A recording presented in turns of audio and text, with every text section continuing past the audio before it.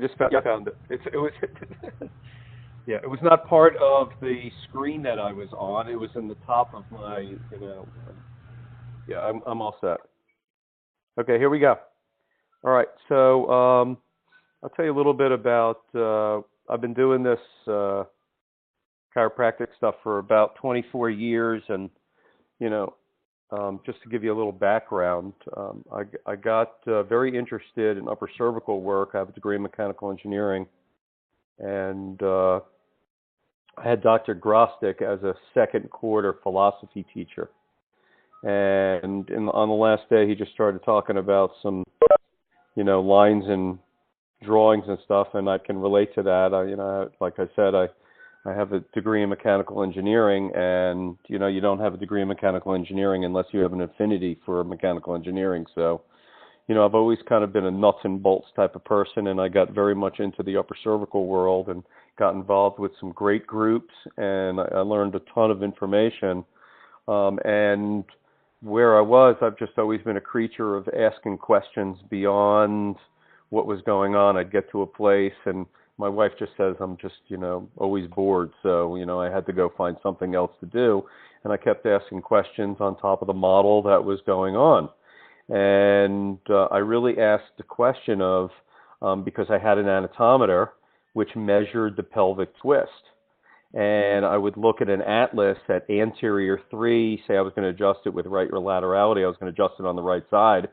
And the atlas was anterior 3, but the pelvis was posterior XYZ. It didn't matter. And that was the first question I asked it. As I said, we live in a physical world. Big things move little things, not little things move big things. I need to move that pelvis from up here, and how do I do that? and that's taken me 10 years and gone down, this road of just this, where we're going to have just some basic conversations tonight of where we are. Is I looked at basically a bone at a place, and I looked at this picture not as a chiropractor. And if any of you look at this picture, you'll go, wow, look at that breakdown at L5, and you'll notice the gas bubbles, you'll see the degeneration, you'll notice the right markers, you notice the head tilt, okay? And never did it dawn on me to look at this as something beyond this picture of just pieces and parts, because that's the way we learn it, right? That's the way we learn the human body. This is where L5 is. This is where the pelvis is. This is where your heart is, okay? This is where your clavicle is, and name those things. And you spend your whole life in school saying medical doctors just diagnose. And if you really look back in chiropractic, we really are very similar to that. So we get a great education on the anatomy of things, okay? And we learn about the 206 bones and medicine and so forth and so on. And then all of a sudden you have 300 chiropractic analyses that are actually looking at a piece of this somehow, somewhere. Some people look at the pelvis, some people look at the top, some people don't even look at this picture. Okay, they just use their fingers, or they use an instrument, or they use something else. I mean, there's just so many variabilities, and the reason for that is that you can spin this thing so many infinite number of times, and every time it's like a globe. Well, some other country is going to pop up in front of you, some other thing, and it's going to take you a lifetime to really understand what's going on, and it's fascinating. Okay, and it's a fascinating little toy that sits in front of us. To me, I tell my patients, the most amazing thing on the planet. Okay,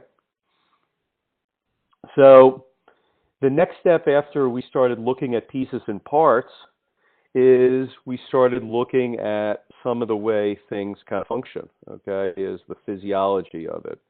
Oh, there's a nerve system and it flows this way. Okay, there's a subluxation that gets pinched, and there's this thing that happens, okay? And then, the nervous system responds, okay? These are things that we say in chiropractic: subluxation, nervous system, innate response. And that's not a conversation, okay? That's really just saying things that happen, things that we notice. We know that there's some breakdown in the human body when it's subluxated. Okay, now that for me is a different thing than what I used to think what subluxated was. I used to think subluxated was the atlas would be out of place and that person had an atlas subluxation complex. All right. And my job was to kind of get that to within certain parameters of the method that I was using at that time. Okay. But we would, and then, but, you know, Dr. Gonstead would say, oh, there's a subluxation. Okay. And Dr. Thompson and all these doctors would say there's a subluxation, but they're all in different places. And what we all really meant is that that somehow the nervous system was being impaired. Okay. And that is all true. And yes, innate does respond. Okay. But the conversation we're going to have tonight is how to link those things together. And that's what really made it fun for me, is how to link all that information together so that we can start having a conversation beyond the detail. All right? Because if you look at what man does, okay, man always goes in more detail. It's just the nature of it, okay? You can't just have a PRS-SP or an atlas that's a ASLA. You have to measure that atlas to minutia, which is what I used to do it, okay? I remember the first time I analyzed the nasium, it took 3 hours. 3 hours. You know, I was freaking out like that cephalometer wouldn't be in the right place, you know? And that's all fine and good. I'm not laughing at that. I'm laughing at the detail of it, because I said to a patient today, you know, she says, my neck is killing me and I see a breakdown at the bottom. What's the relationship? And I said, well, you know what? That's funny you should ask. That's a new patient. And I said, well, that breaks down at the bottom. And what do you think the body does up top? It tries to stabilize that. It tries to restore that. It just doesn't fall over like a building. So one day I just decided to get away from the devil and the detail. It's funny how universal intelligence communicates with us. There's all these little nuances. You think they're just by luck and chance, but, you know, the phrase, the devil's in the detail. The devil is in the detail, okay? Because I don't look at, on the 6th floor, if a window is tilted anymore, I stand back and I want to see the relationship of the whole building, okay? And that's what happens when you start looking at details, because the more detail you go, the less life you see.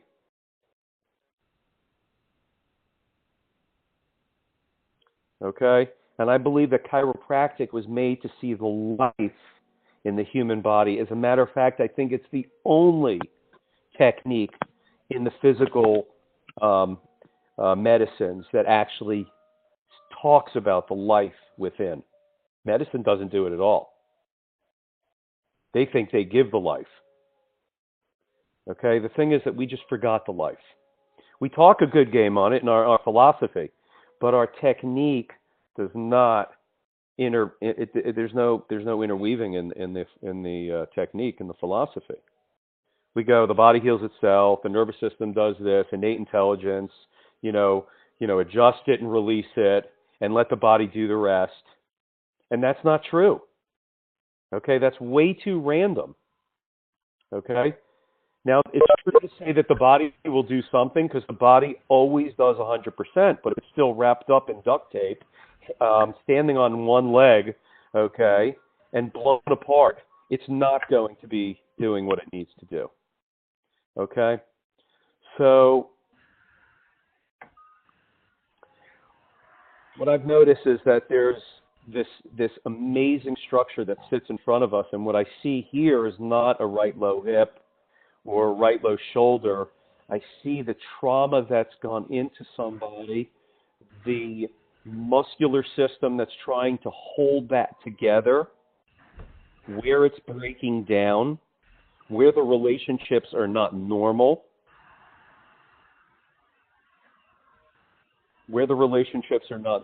So when somebody gets traumatized, there are normal relationships of the way the body responds.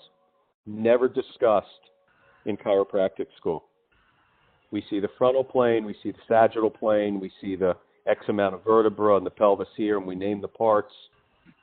and we forget to stand back and look at the whole global relationship, because we don't see people that are straight and textbook, because they don't exist. Even in the textbook, they're not textbook. I have a picture of a phase 1 degeneration, which is basically normal degeneration, and it's already phase 1 in the chart. So it just doesn't exist, okay? Because everybody has had damage and everybody responds. And what we're going to start talking about, and what we talk about in QSM3, is how that system responds and what is normal response. And if you know what normal response is, guess what? Then you know what breakdown is. You know what's dysfunctioning, okay? It's like in your car. If you looked at your car, you said, all my 4 wheels look straight, and when I look in front of it, I see the 2 wheels, and they look like they're straight. Imagine if one was sideways, okay? Well, we should be able to do that in the human body. So if the pelvis is down on the right, where should the shoulder be? Where should the spine be? Where should the head do? Where should the weight be? Where should the rotations be? Because that's our business, is broken down bodies. You know what that's called? Subluxation. Yeah. So the body gets traumatized. There's a life force within that rectifies it. There's a trauma again. There's a body that rectifies. There's a trauma within.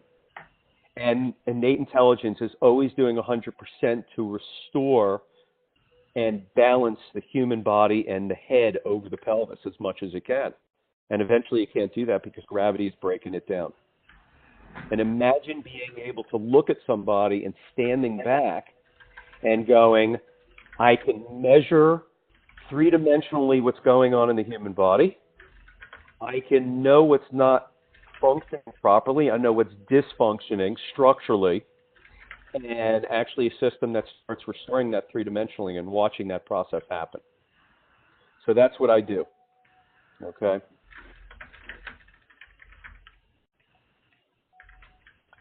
Okay, so there's not just the bone system, because we're not just a pile of bricks. Okay, and we talk about the spine, and there's not just the spine. Okay, there's the head, there's the pelvis, there's the shoulders. Okay, and there's everything in between. And there's a dual system that kind of holds us together. There is the fascial system, which creates this tension, this blow up, this balloon, this Tensegrities, if you want to go look at that conversation, if you haven't heard about it. So there's a fascial system that encases this bony system. So you have this bony system that's in compression, okay, walking, kind of vertebra on vertebra kind of type of thing. And then you have a system that wraps around it and blows that whole system up. So that bony system really isn't touching. It's not really compressing on itself, even though it's barely touching. It's connected. So the discs aren't supporting anything. Okay? So that's not what we see, though. That's not what we see. You say, hey, Russ, that's not right. I see people are breaking down. People are, yes, they are compressing. Those bones are compressing. And I'll say to you, well, that's because they've been traumatized. Okay? And then let's have a conversation of where is it traumatized and how do we start restoring the whole body from a structure and neurology point of view. Okay, that's measurable. All right, so we have a dual system, a fascial system, and a bony joint system. One of them lives in tension and expanding, and it pushes up against gravity, and another one of bones that is compressive, and that gives us fine motor movement. It gives us an ability to go up and get to the refrigerator and grab a drink. It allows us to do those things. Okay, otherwise we would just be a balloon. You'd just be a tire. Okay, and that's not really productive. But the system is made, and the structural system is to not wait there. Okay, and it gets damaged. Okay, and that system is Tensegrities, and it's this living upward and open. We talk about we want to be up and open. Tensegrities allows us to interact with nature without absorbing its compressive energy. That's cool. That's universal intelligence that allows us to do that. I mean, listen to that statement. Tensegrities allows us to interact with nature without absorbing its compressive energy. Only universal intelligence could make something like that. Yeah. So what's so cool is, for me, is I see a structural system that's dual fold, that I can have a conversation with the biostructure dude on the planet about tensegrity, okay, and I can relate it to the work that I do, okay? And that's really a first in chiropractic. Okay, so because we're tensegral, we have to be able to step away from a system that says that we are really pushing things and moving things, because you don't push and move buildings, okay? I mean, you push and move buildings, you don't push and move springs. You bend springs and release springs. Okay, so we're going to just talk for a little bit about the human body from a tensegral point of view and how its biostructure is made like two springs. Okay, so we have two springs. If I can get, again, I've got a new, this one. Okay, here. So we have two springs, and they each have a platform. We have a platform 1 and a platform 2. So the pelvis is the platform, basically the foundation of the spring. It's what the spring is planted into. It's the earth. I tell my patient we have two earths, basically. Okay, we have our pelvis, and then we have the second story platform of the shoulders. Okay, and in between there is a spine. All right, that's a spring. The fascia around it is a spring, meaning it's made to bounce and absorb. Okay, and then we have two pendulums. So they swing and they move. Okay, so if this shoulder gets knocked off center over to the right, this pendulum is going to swing back the other way to create balance. Okay? So we have a platform 1 and a platform 2, a pendulum 2 and a pendulum 1. So if this gets knocked off center, the shoulder can get balanced over. So if my pelvis if I get pushed over to the right, my shoulder can turn back to the left. If I got knocked further over to the left, my head would then modulate over to the right. So things modulate, okay, to the things below them. It's called the righting reflex. And this is what it looks like in kind of a tensegral model, not in a sticks and bricks model of I have a bone on top of a bone. Okay, we have bones that are actually interconnected into a spring. All right, that's what the sagittal view is those three curves give us bounce and give us the ability to stand upright. Okay, so again, we're just talking about some stuff tonight, and most of you have heard this mumbo jumbo from me, but maybe you'll hear something different. Okay. Question. Yes, sir. So the shoulder, it's the first time I'm seeing it. The shoulder is both the platform and the pendulum? Yeah. It's the platform for pendulum 2, but it's the pendulum for pendulum 1. That seems to be the key thing then. The key thing? You mean it's the only one that has that dual function? Well, it's important, right? Yes. Yeah, it's just so what I mean, Brad. The way you know this is you know that the structure goes off to the right, and the shoulder bends back. It reacts. Okay, it's part of the neurology. Right. That's how you know that. Yes. But it's also connected. But it's the pendulum for the bottom platform, meaning it oscillates to that, it modulates to that, okay? And it's that shoulder that brings the head and the neck. Now, if that stuff gets blasted again, that head and neck may have to turn on its own, and that becomes the second pendulum. It's a backup system, okay? But realistically, what should happen, is the body gets knocked off a certain way, structure function, and the shoulders, neck, and head turn back. This is just a model looking at it as a spring. Okay. Okay? Good. Thank you. Yeah, it's cool. Okay, it's cool. So these are the two pendulums. I mean, the two pendulums, two platforms, and two springs. Okay? So basically, spring 1 sits from here to here. Let's see if I got a pencil here. And here's kind of spring 1. Okay? And here's spring 2. Okay? If this guy gets knocked out, this way. Oops. This guy gets knocked off this way. This guy is going to modulate that way. Okay? If there was trauma again into this and it went too far to the left, and the head and the neck would try to recover. And if you notice, we've talked about this, the head doesn't subluxate. It's the only thing that articulates in a cup like that. So, I mean, it's just universal intelligence. If you look really at the human body beyond its anatomy, and you actually go, instead of saying, look at the occiput and it's rounded, and look at atlas and condyles and the way it sits there and the lateral masses, okay? If you go beyond that, okay, and you actually look at this from as a chiropractor, which I am, is that this thing gets traumatized and the nervous system turns it back, and the final mechanism to be able to do that is built to not subluxate. The head can't subluxate. Okay, it just sits in a cup. It's so freaking cool. It's just amazing. That's where I get all my answers. I just look to the body and see what it does and how it does beyond just naming it something. Just looking at the way it works, because it's universal intelligence's creation. It's perfect. It's so crazy to say that, and it's like, I used to talk about innate intelligence, just like I just would say it, innate intelligence, universal intelligence, and one day I woke up and I actually really saw it. You know what I mean? Yeah. Okay. Let's see what I got here. Okay, so anyway, we don't deal in the textbook business, even though we learn it. That's all we learn. Okay, and then we learn how to identify, what rheumatoid arthritis looks on a film.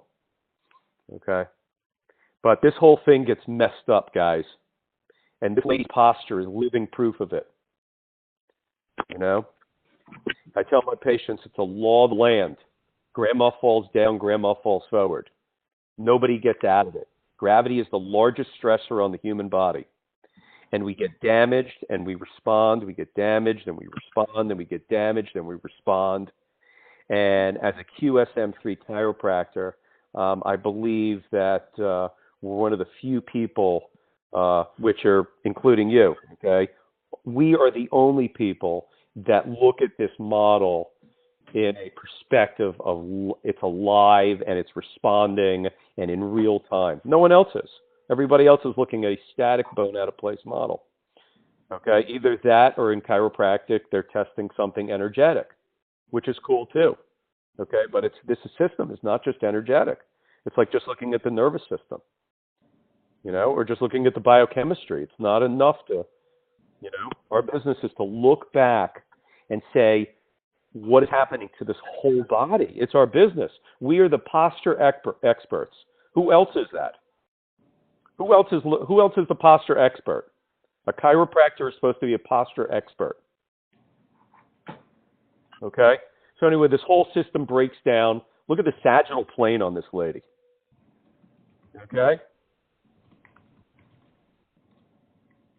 So okay, just measure the anterior head carry and say, for every 1 inch, it's 12 pounds. We need to be able to understand what is happening down below that is creating the neurology that's making this happen here. Okay? And that's what I do every day. Okay, and it starts with this right here. Yeah, buddy. When we look at that picture, what makes you think that we're looking at the shoulders as the second platform instead of like the whole rib cage?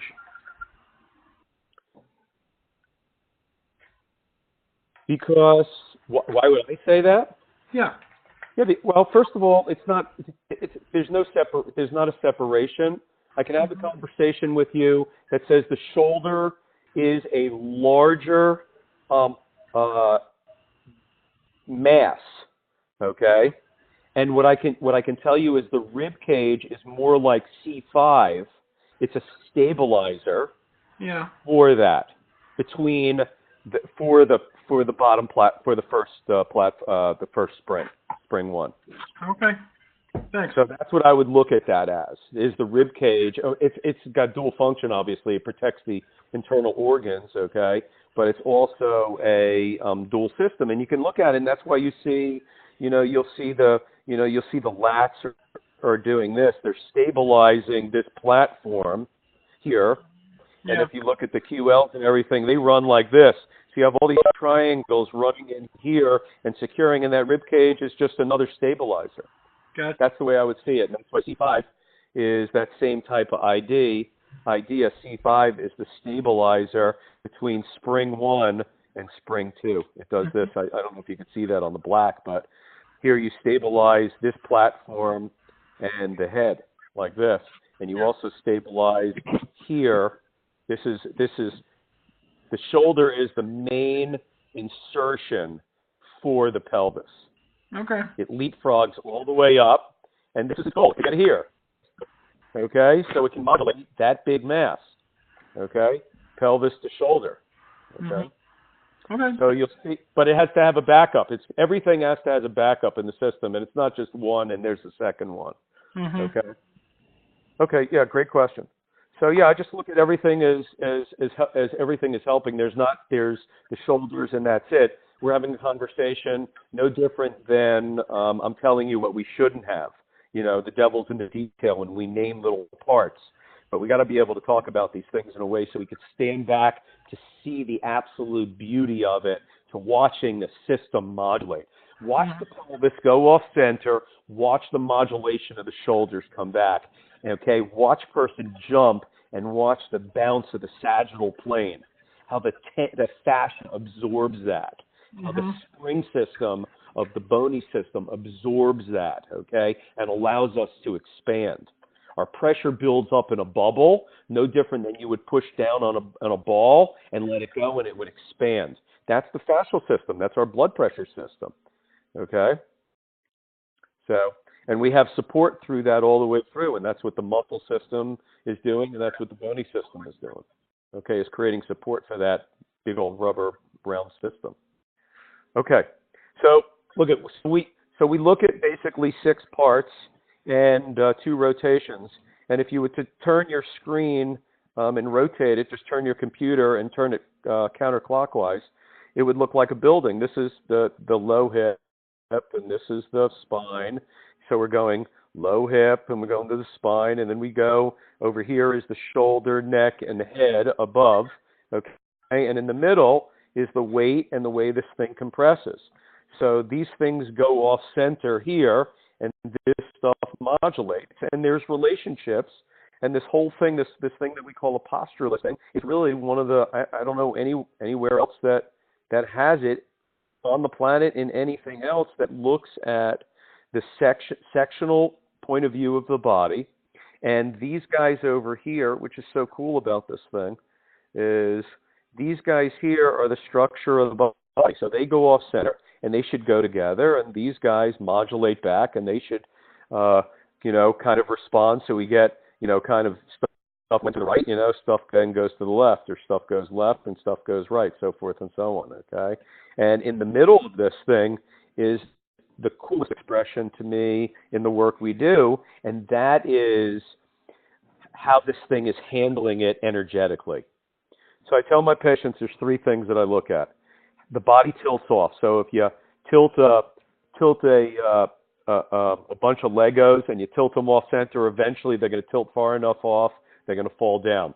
So they tilt 10 pounds off and they fall down. So the body tilts 10 pounds off, it falls down, okay? That's the first thing that I look at, is the tilt. The second thing I look at is the configuration. So you got 6 floors from the feet all the way up, and you got them zigzagging all over the place. Well, obviously, that's not energetically sound. It's going to fall down. And that's the third piece that I look at. And is the relationship of how it tilts and the configuration, the zigzag, is how you're handling it energetically. How you're handling it, is it falling down? And this is telling me the gravitational stress, and it's telling the rotation that is being compressed on the body, because when the body can handle energy, it starts compressing and twisting. It's alive. Okay?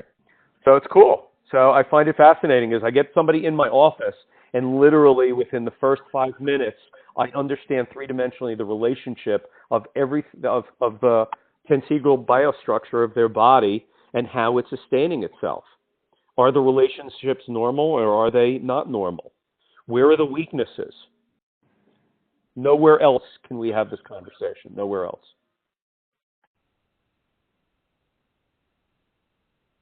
Okay, so let's talk about the springs. Okay, we're into this for about 36 minutes here. So we're going to go for a solid hour. I want to give you a little bit of information about the springs and the way that they work. Okay, so if you've been hanging out with me at the last conference in Atlanta, we talked about, we were seeing these outcomes of, we were going in on the right side, and say somebody had 10 pounds on the right. I'll pick an easy example. Somebody was right side up and they had 10 pounds on the right, and I said, man, I'm going to release that, and I'm going to release that right side, and I'm going to release that 10 pounds, and it's going to go right to left, and they're going to go to center. And I would adjust them, and I would stand them up, and they would be right 25. How the hell's that happen? So I said, oh, that's what Innate wants me to do. So I started following that, and it liked it. So my next question was what? Why is it doing this? Okay, and it's doing it because we're not a building. Buildings don't bounce back at you. We're a spring system. So we would talk last conference about the setup and the dysfunctions and this piece and that piece, and it's going to go this way, it's going to go that way. Well, life just got a whole lot simpler in Davenport, and I see the Steve and Tom show are always on. Okay, I think they're like Siamese twins, but they have been through this little model with me, and it just makes life really simple. So there's no loss, there's only gain. Is we look at the relationships, and we can say, hey man, this thing is supposed to balance this way. I think this is it's a great insight. I think it's going to balance this way. You have a postural misalignment, and it's zigzagging all over the place, and you go, man, I think it's going to set up this way. It's going to flow this way, okay? Because misalignments don't become pencils, okay? Misalignments, traumatized and damaged misalignments don't become straight again. You don't get it the way of the factory. So there has to be something that innate intelligence looks at optimally, and there is, okay? If you come hang out, that's what you'll learn, all right? So the body wants to go and do something, all right? It wants to set up. It wants its dysfunction. And we looked at those things and we learned a great deal. We're going to take a step away from that, okay, and say, okay, this is what the springs need to do to bounce to center, okay? I want to bounce the spring. I want to bend the spring so it can come to center. That is my purpose. Okay, not to push the bone, but to bend the spring and bounce it to center. Okay, so there are two types of springs, okay, and it's bio-springs, so to speak. Okay, so we have this down here. We have let me get my other marker. We have a platform, and we have a pendulum relationship. Okay, platform to pendulum relationship can be either coplanar, meaning they're tilting to the same side. They are low on the same side. So this would be, you're looking at somebody's back like an X-ray, okay, or their posture. And this would be a right low hip and a right low shoulder. So it's a coplanar spring, yes? Okay. So if you were to hold this spring in your hand, just put your wrist is the pelvis. And just bend your wrist over that way, and the spring would tilt off to, say, 2 o'clock right here, and you're going to put your finger on top of the spring up here, and you're going to take your finger off, and what's going to happen to it? Absolutely nothing, right? Because both the platform and the pendulum are tilting the same way. It's got no potential energy in the spring, okay? So you have to do something to it, okay? We'll get to that. This one over here is different. This one is a non-coplanar spring. This one has a right low hip, but a left low shoulder. It has a right platform with a left pendulum. So what is this one? Take this one and bend, same way, bend it over to the right. Okay, just twist your wrist. So you're not bending the spring, you're just turning the platform. But with this one, you're going to take your finger and you're going to bend it over to 8 o'clock or 10 o'clock over here to the left. So when you go ahead and you release this one, what is it going to do? It's going to come towards the platform and become coplanar with the platform. It's going to move towards center. Okay? So this one has a potential energy in it. that you can just release it on the side of the low shoulder.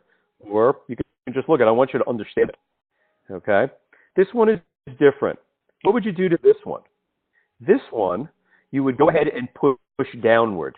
If you push it down and let it go, what's it going to do? It's going to pop to center. Any questions on that? So that's what we're going to do with the body is we're going to look at the platform, look at the pendulum of relationships, and we're going to start releasing them. Okay? And that's what this looks like. Okay, so how will it release? So if I've got an RR relationship, I'm going to push down on this sucker, and bing, it's going to bounce up. If I got an LL, I'm going to push it down, and it's going to bounce up. If I've got an RL, I'm going to let that sucker fly. If I got an LR, I'm going to let that sucker fly. Okay? Any questions? All right, cool. So that's the way the BioSpring works, all right? Hey, Russell? Yeah, brother. I'm not sure this is too advanced a question, but does it matter if the spring is going one way versus another in this system? No, it does not. Okay. No, I have not seen that to be the issue. Okay. It's a great question. So you're asking me, does the fixed point play in this? And the answer is, of course it does, but I don't see it yet, okay? Because it's going to fine-tune this. Because what happens is, Andy, if you look at this last slide, what we were doing last time is we'd pick the setup and you would let this thing go, okay? And if you look at this, besides it's not these up here that were the issue. These were not a problem. These we looked at, we got them. It's the one that were all the RRs or LLLs. We really didn't know how it was going to set up, so it was difficult. This is going to solve that, okay? You're going to go right off and bend it over, okay? Yeah. All right? But with these, every one of them is function side up. You'll see that also. Okay. That's kind of cool. The thing that this is also going to give us, it cleans this up. What it's also going to give us is a second release, and it's going to tell you whether you need it or not. I say that tongue in cheek. That's not 100%. Okay, but it's going to fine tune things, and I'm going to get to that in just a moment. You'll see. Awesome. Thank you. Okay. Yeah, no problem. Great question. Okay, so let's just do one of these babies. Okay, so here's a posture listing. Okay, so what is the relationship between, and here's the picture of it here. Okay, so we've got release spring 1 first, and we're going to release spring 2 second. All right, so spring 1 is, by the way, I'm just communicating that because both springs are always releasing together because the human body is just one thing, okay? There's nothing separate here from anything, okay? It's just one thing, all right? It's just flexible, all right? If it's all connected, one thing, okay? Just like your car is just one thing, okay? So right low platform, right low pelvis, and a right low shoulder. So we have a coplanar relationship. How are you going to get this thing to bounce center? If you can't just let that go, it's got no potential energy in it. They're both on the same side. So you're going to push this down on the left side. So left side release, coplanar. This one here, right side shoulder, right head. What's the relationship? Coplanar. What's the release? Left. Okay, so I have a left release and a left release. So the way that I write that is, guess what? Left, left. Okay? Now that doesn't mean I adjusted twice on the left side. It just means I adjusted it. Both springs want left side. And there's importance to this. Okay? All right, any questions? So let's just do a couple of these. We're going to go through that importance in just on the next slide or the following slide after that. I don't remember where it's coming up. Okay, so I got a relationship of an R and R. It's an L. I got a relationship of an R and an R. It's an L. Okay? I got a relationship of an R to an R. It's an L. I got a relationship of an R to an L. What is it? No. Release it. Just let that go. Let's try to do number 3. Take a moment.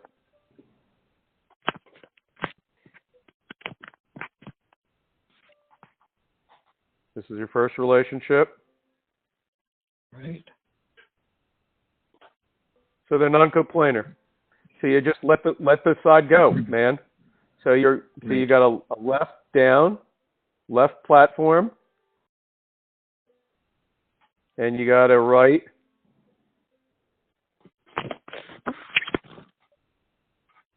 Just let that sucker fly, man. All you do, it's got potential energy. It's just going to take off. You guys see that, right? Does anybody else see that? It's just going to go. Boom. It's going to pop. It's got enough energy in it. You're going to let that spring fly. You could bend it down further if you need more potential energy, obviously. Okay, but we're going to not do that. Okay, so with this one, the first spring is R. The second one, what's the second spring asking for? Double R. So you got to bend that the opposite way. So that is all R's. So you're going to have to push that down on the left. And now you have an RL. Okay? That's the one I wanted you to see. Any questions?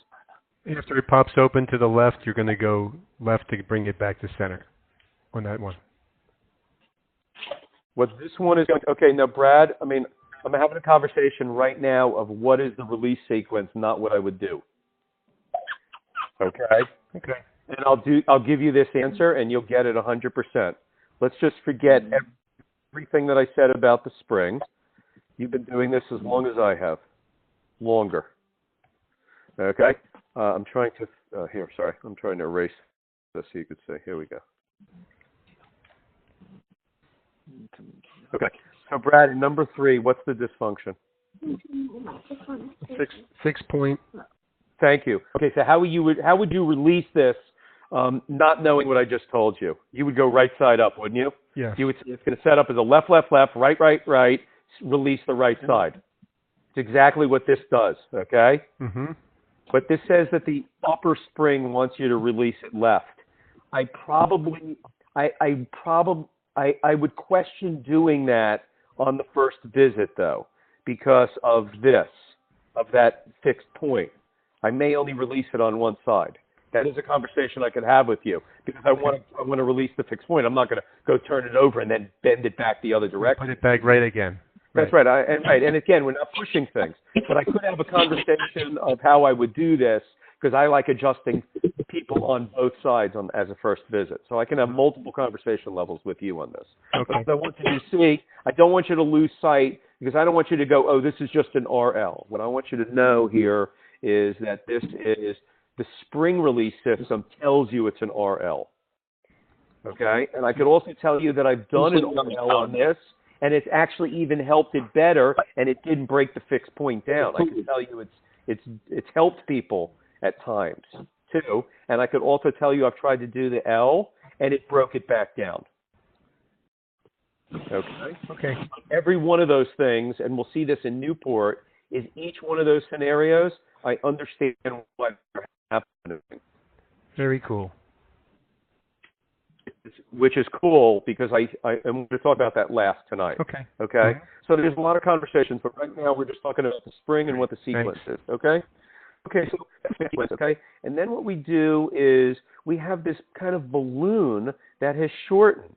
Well, if you want to expand somebody, you need to expand that, okay? And what patient placement does is it'll stretches the short tension so that we can actually stretch something.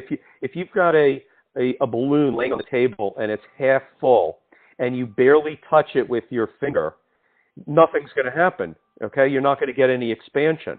You need to be able to push down deep enough into the balloon that's laying on the table to get it to just tension so that you can then push beyond that point. Okay, I'm going to say that again. Is if you took literally, forget a human body, take a balloon and it's lost air and you just poke at it. It's not going to do anything. It's lost half its air. Okay? It's like a flat tire. You got to be able to get that thing filled up almost to full tension so that when you push into it, everything expands at one time. Because when you push into a balloon, everything expands. That's what you have to do in an adjustment. You have to get the balloon to to full expansion so you can go beyond it. Now, the cool thing is, full expansion is not tensegral normal 100%, okay? Because people are not like tires. They don't just go half flat and they come into, see Dr. Hirschhorn and they get a full fill-up. See, fascia has shortened, okay? The ligaments have shortened. The soft tissue is shortened. And I say them separately because they're different, okay? But the fascia has shortened. And if fascia has shortened, you need to be able to take it to its limit so you can do what? Take it beyond that limit. That's what we do in chiropractic, is restore it beyond that limit of where it is. We expand the human sphere back to its tensegral normal or towards it so that the human body is open and expanding. And the energetic system with it inside it is not compressed. Okay? Patient placement is key in body position, shoulder position, and head position to facilitate that expansion of their limited tensegral new normal, broken down normal. And we all have it. Me in particular right now. Okay, do you understand that? That's cool. So that's what placement does, is it hopefully gets it to a place by changing these structures so that you don't have to drive 6 feet into them to expand it. You can touch them and stretch the tension and release it there. It's like preload. And we do that with placement, and then what else do we do that with in the chiropractic adjustment? It's called Line of drive. Tissue pull. Yeah, tissue pull, line of drive. Exactly. Okay? So do you see how everything is just falling together? We have this tensegral model, which is in alignment with the biostructure dudes on the planet. You have an understanding, the only understanding, they don't understand it. They're anatomy people, and they're going, hey, that looks like it's tensegral. Okay, see, they're identifying only what they see. Okay? What we're talking about tonight is seeing the life force and the three-dimensionality of the human body, having a conversation of how the tensegral model broke down, how the human body has an innate intelligence that says, hey, there's an organization to that I'm going to try to get this to a normal state. And if I can't do that, I can identify those normals.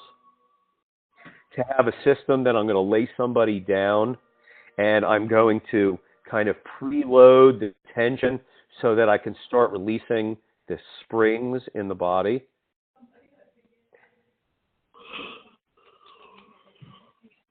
Love that. Okay, and where do we do that? Well, if you are an upper cervical person, you know, the cool thing is that, you know, when you push into a balloon, everything expands, right? Right? You hear that? So, you know, somebody could say to me, and I don't know why no one ever has said this to me, is if we're a balloon, why can't we just push into the belly button and give a good push? We need one good push. There's lots of flexibility. You know, maybe why can't we just expand everything there? Mm-hmm. You know, why can't we do that? So I answer that question one day when somebody answers me. But until that time, we have noticed that there are some optimal places that help people a lot. And where is that area? Is in the upper cervical area. Okay? You know, if you did nectar-based upper cervical, it's the transverse process of the atlas. And if you do some upper cervical work, it's posterior arch to TP, or even over to C2. Okay? And what I have found is that it's the whole cervical area. Okay? And the reason for that is, I'm going to ask if you don't mind, is to put your mute on, please, because somebody's got some background on. I think it's my Australian friend, Mr. Dr. Hannah.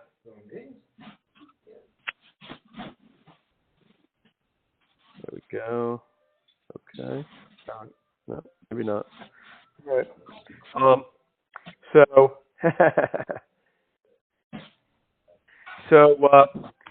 So I look at the cervical area. Guys, could you turn your mute button on, please? Somebody's got their volume on. There's a lot of backroom chat. It's hard for me to just kind of talk. Please. Okay. So thank you. So what I found is and initiated with some of the anatomy trained stuff, and you know, the anatomy trained stuff was not a fad, but it was a moment in time, space and time, where we were able to see the connections. And I said, wow, isn't that cool? Look at this goes here, this goes there, and this is twisting here, and this is twisting there, and there's the lateral line, and that's the frontal line, and so forth and so on. But that's not the case. The body is not just a line and a puppet system. It's one thing. And you can push over here, and you'll be changing the fascia. If you push into somebody's C5, if you push hard enough, you'll see their pelvis move over here, and you see their head come off the table up here, cephalically. Okay?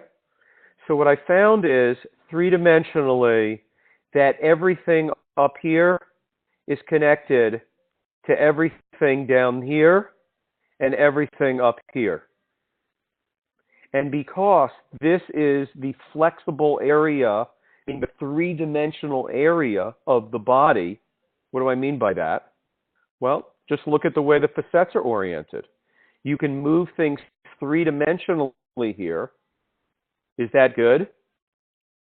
Or we will move things one-dimensionally. When somebody breaks down, are they three-dimensionally broken down, or are they one-dimensionally broken down? They're three-dimensionally broken down.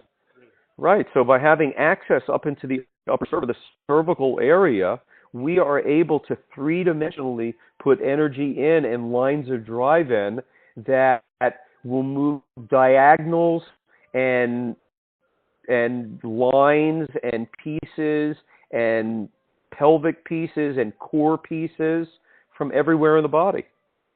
So the cervical area is a great hub to go ahead and do that. And that's why we call it the cervical hub. All right, because everything floats into there and everything's connected. And if you look at the big players, again, looking at innate intelligence, that's all you have to look at to know who's the big player. Okay? Look at the spinous process of C2. Do you think it's a big player? Look at the transverse process of C1. Is it a big player? Look at C7. TP, is spinous. Is it a big player? Look at C5. It's the keystone in the arch. Is it a big player? Of course it is. If you looked on a boat and you had a little cleat and a big cleat, which one is going to be one that's made there to serve a bigger purpose? So if you want to create big releases of tension and open these springs up, then you're going to have to move into those areas. Because otherwise you're just really dealing with one area up here, or you're messing with one area down there, or you're pushing at the elbow over there. Okay? But you can release everything here, and you can create three-dimensional motion here. Okay? Which is really the main thing. Okay? Is not to get somebody to orthogonal. Is to get them back into their 3D motion. And that's what we do here at QSM3. So innate talks to us. We give an adjustment. We do the placement. We're up in the cervical area. And then all of a sudden, this stuff happens. And innate communicates with us. And we have a communication system in QSM3. So we have a pre-listing like this over here. And something like, and we're not going to go through these, but these are the things that happen. And this happens. Or this happens. Or maybe that happened. Or maybe that happened, or maybe that happened. There's a lot of things that can happen. Okay? So we look at parameters that happen. Basically, the first thing that we look at is, does it open? The first thing that we have to do is we have to decompress the body. Okay? Because if the building is tilting or the building is falling down, which one do we have to deal with first? If it's falling down, you have to get it back upright, okay, before you can move it over. All right? If it is configured zigzagging or it's falling down, what do you have to do first? You have to pick it up. So a crushed cocan, a crushed human body has to be picked up before it could be released to center. So if we look at the way that things open, or that they collapse. Say I release somebody and their rotations got bigger. Well, I didn't open it. I collapsed it. So that tells me some great information. What happens if I opened it, but the weight moved towards me, meaning it sprung out towards me? Why would it do something like that? Okay? So what happens is the human body has been damaged. And we can talk ideologically about how a spring will behave, okay? I could say to you, this spring right here, when I push it down, it's going to pop to center. But what happens if it doesn't? It's not because the algorithm doesn't work. It's because the spring has been damaged.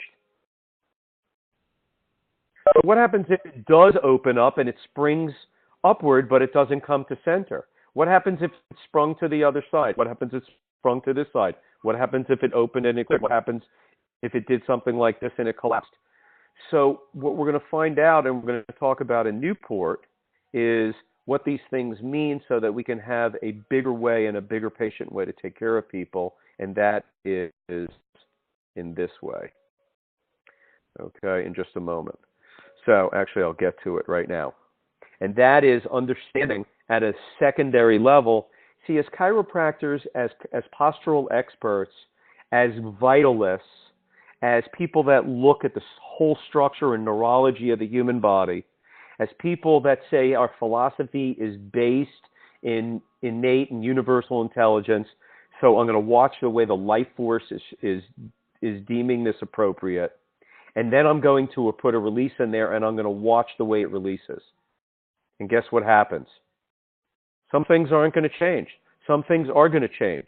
Some things are going to be good, and some things are going to look bad, but they're all good. Okay? Because you always learn what you need to do. Because whatever something happens, if it's not good, then you know that there's something else to do right on the other side of that. So what happens is, this is a picture of somebody that just doesn't need to be adjusted, my friends. This is a person that has been damaged, where the fascia has shortened, and then, Brad, the conversation that I was asking you today on the post was muscles were then recruited to hold it up. And guess what happened to those muscles over time? They got tired, and they're weak. So we have a system of a pattern of multiple misalignments, multiple traumas, multiple compensations by the neurology, gravity compressing on it, fascial tension becoming asymmetrical, and muscle weakness ensuing and globally happening over time. And our job, to me, is to be able to release this as well as possible, to have a conversation with people on how to support the fascia and do some stretching on the fly through their day so they can support this, and then how to create some muscle exercises for our patients on the fly based on their weaknesses so they could take that with them so that they can live their lives and understand that they need to support this, not just come into you, get an adjustment, but they actually then see this as a three-dimensional system that they need to support through their life. And then it becomes self-perpetuating, real care. Not let me sell you another package.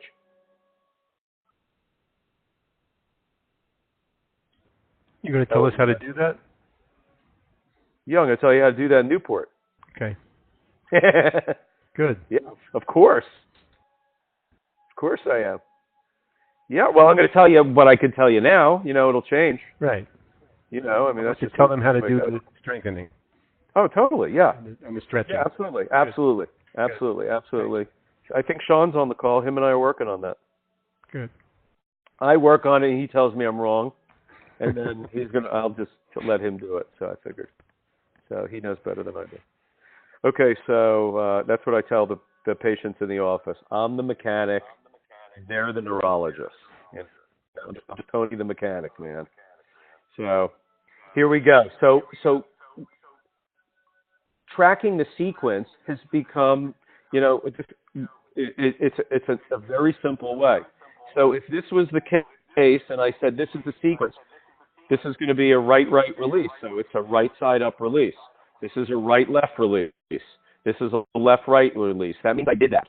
That means this is a left release. What does this mean, though? What does this mean? First you did the right. What does this mean? What does this mean? What does this mean? What does that mean? Okay? So we're going to have a conversation in Newport. Is there are people that are right, but the spring isn't working and they need some help like a building, so I had to push them and lift them up. So they needed some left help, Brad. This person was a right-left. I didn't need to do the left because it popped up. It was this listing, and I didn't need to do that because when I checked them on the posture IQ after I released it on the right, it was on the button. You got me? Yes. This was a left that released nicely that I went back to go and check out on the right, and it collapsed, and I said I needed to go back to the left. Okay? Means I should have left well enough alone. You could see that. Okay? Anyway, we're going to talk about this nomenclature, and what you're going to be able to see in your notes is, did the spring behave healthy, or did you need to help it? And you'll be able to track the integrity of the biospring by watching the way that when you bent it and it released, or you bent it and it didn't come up to center, or it didn't open. You're going to be able to watch that through care, and you're going to watch how people's biospring, which is really their spine and the fascia in between it, how it becomes alive again, and it actually starts healing. And that's cool to see through time. So we used to see, and we still do, we see the dysfunctions changes. Say you have somebody that's a right-left right, they have a right low hip, they have a left spine, and when you release that left spine, because they should be together, they should be right. When you release it, you see that happen. And then when they come back, you see it stayed there. That's a cool thing. Well, this is another piece. You actually watch the energetic system of the body restore itself as you're healing it, as you're opening it, and it's healing itself. You're not healing it for sure. Okay?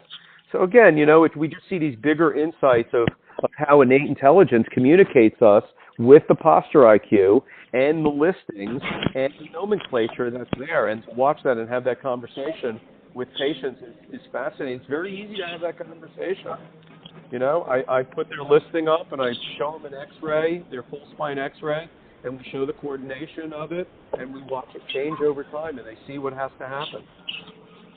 There's nothing to sell. It becomes a self-professing prophecy. Hey, Russell? Yeah, brother. You start taking any post-X-rays, post-spine? No, not yet. I haven't done that. Okay. Because I haven't had it long enough to do that. Okay? I am tempted on a few people, but part of me doesn't want to be disappointed. Honestly, it's you know what I'm saying, right? Yep. I want to see it look good.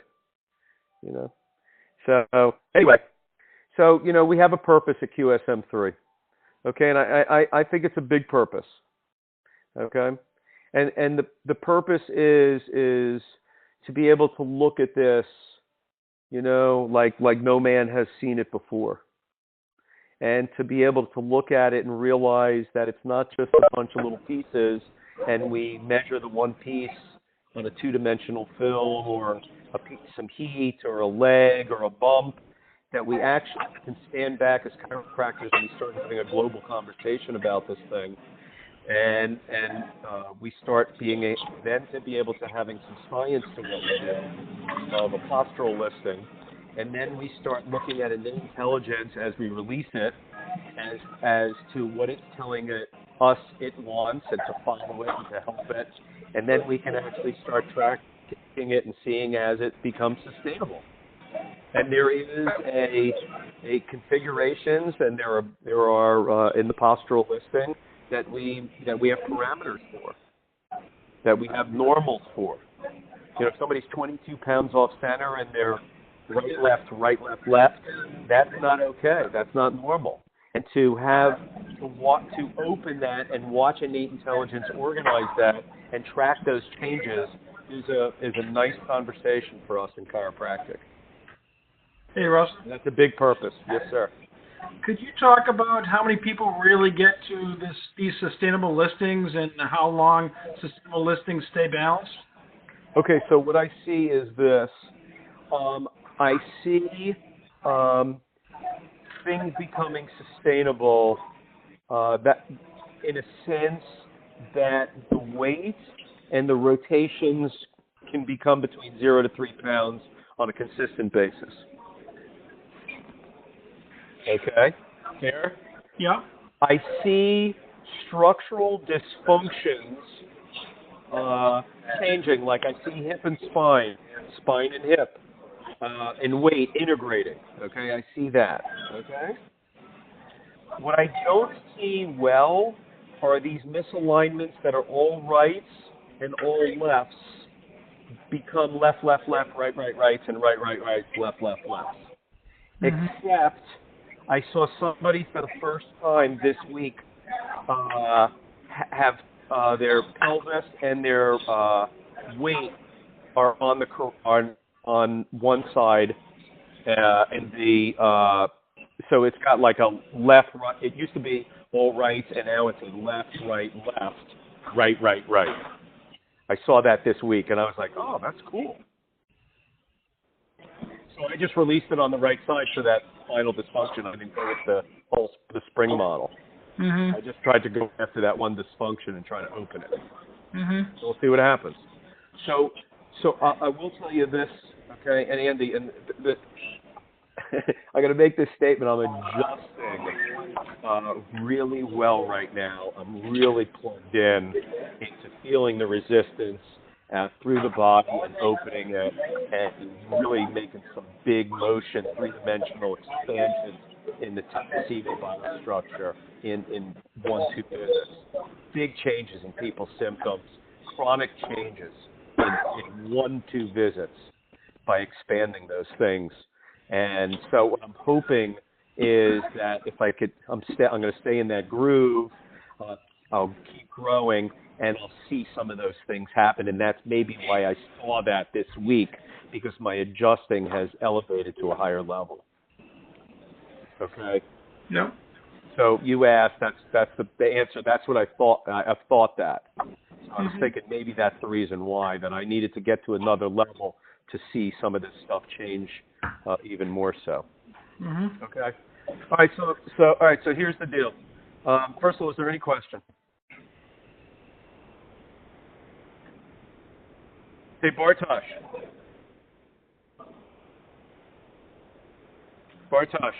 Yes, sir.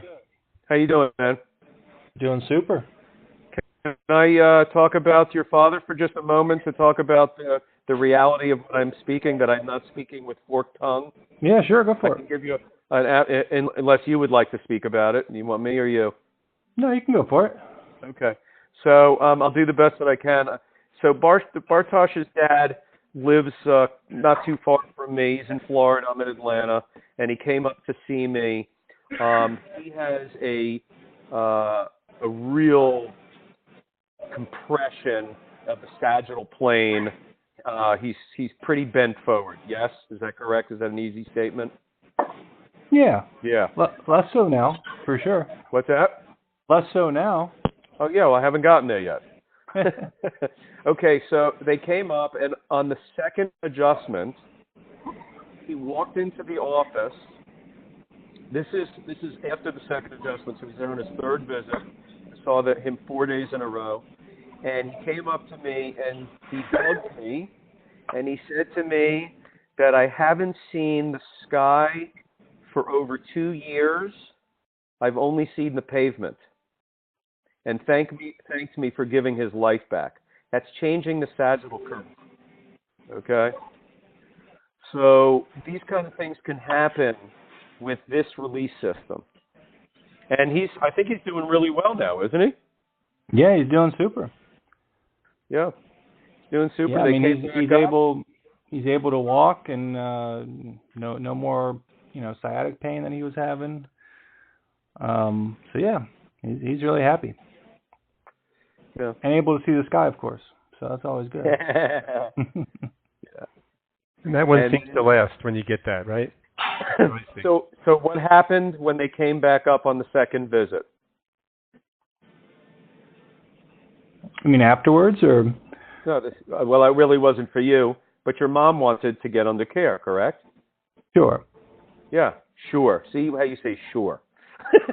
Well, of course. Yeah. No, but of course. But see, See, the reason I'm telling you this is, and this is part of my heart here, is that I suffered, and I know you guys suffer at times, okay? Because it's part of what we do. The system, first of all, what I do is not the only thing in town, and it's not the perfect, and this is not that conversation, okay? But the conversation is that there's not that suffering that happens anymore, okay?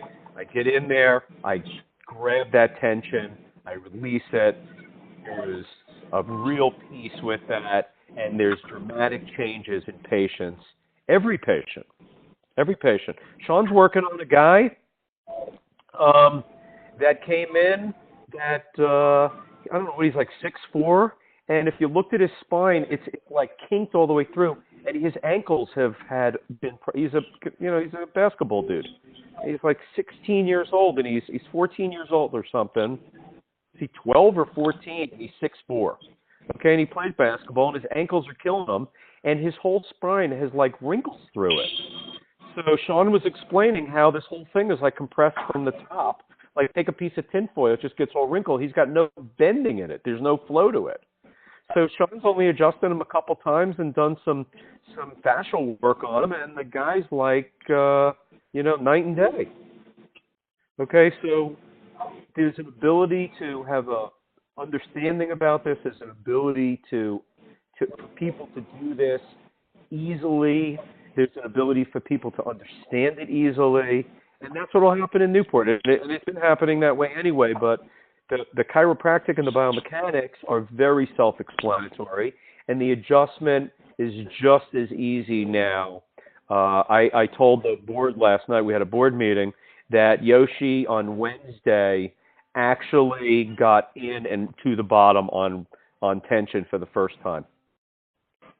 And that is a huge thing. If you can do that, you got it licked, man. Okay? So if I can teach people how to do that, then off we go. Okay? And you'll start releasing people bigger than you've ever had, and start opening up this and expanding this and giving the organs and the cells and everything in the body, the space that it needs. Okay? So Newport's coming up. It's, I don't know, whatever date, October 5th, 6th, 7th, 6th, 7th, 8th, I don't remember. But 5th, it's 6th, up. 7th. 5th, 6th, 7th. There's a $200 early bird savings on it that is good to the 5th. And we are also giving 10 scholarships to students that have not been there, hopefully. We'll be able to do that. That's the way we like to do it. So if you know some students that you would like to have them come, and the scholarship is $350. $100 goes for their tuition, for the book and blah, blah, blah, blah, blah. And $250 is goes towards their travel and room. Last time, a bunch of the students piled in, and I think it worked really nicely for them. So if you know a student that you want to have sponsor, hook them up with Larry or Beitman, and he'll be posting on that in Facebook soon enough. Okay? Any questions? Very exciting things. No more poking in the dark. We are totally out. We are out of the dark. That is for sure. Now we just need to walk in the light. Okay, guys. Any questions? Okay. Have a good night. Thanks, Russell. I'll see you all soon enough, man. We'll talk further about this on a little bit on Facebook, but I want to be able to give you a complete package in Newport. All right. Have a nice night. Good night, Russell. Thank you. Hi, pal. Thank you. Thanks, Russell. Thank you. Thanks, Russell. Thank you. Thank you.